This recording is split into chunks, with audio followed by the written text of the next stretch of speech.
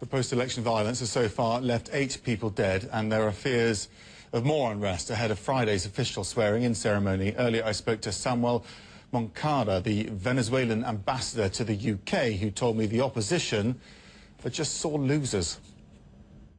This process is so technically ordered that there are 39,000 polling stations, and in each, not even polling station, I would say polling booths, there are witnesses of both parties, of both sections, and at the end of the day, they have to sign off the results. All opposition witnesses signed off the results. They agreed with it, and there is not one instance. There were 150 international organizations monitoring the process. There is no one instance when you would say that those witnesses were pulled out of the polling station by guns. And indeed, there is a massive difference between being threatened by a gun than being killed by a gun. 8 people got killed on Monday evening, and houses were burned down. Even today, a museum in the south of the country was also burned down. I mean, there is a fanaticism in the reaction that is amounting to an actual coup d'etat instead of a civic protest.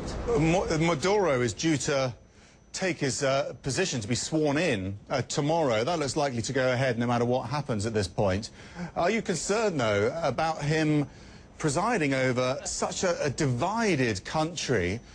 And what does that mean for the rest of the world as well? It just gives a sense of instability. All Latin American countries have recognized the result. Spain, Portugal, France have recognized the result. The non-aligned movement at the UN, more than 123 countries have recognized the result.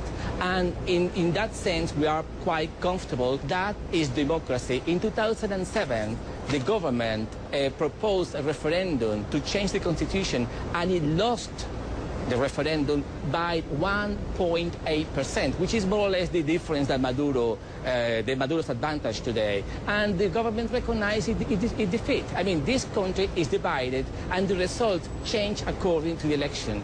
And the point is, it's not new. It's the way to resolve our differences is through counting the votes, and it's normal. The point is, when one side is a sore loser and they don't want to recognize the result for whatever reason, they resort to violence. I mean, this country is polarized, is divided, and that is normal in our history. This has been our history for the last 14 years, and democracy is the way to sort it out.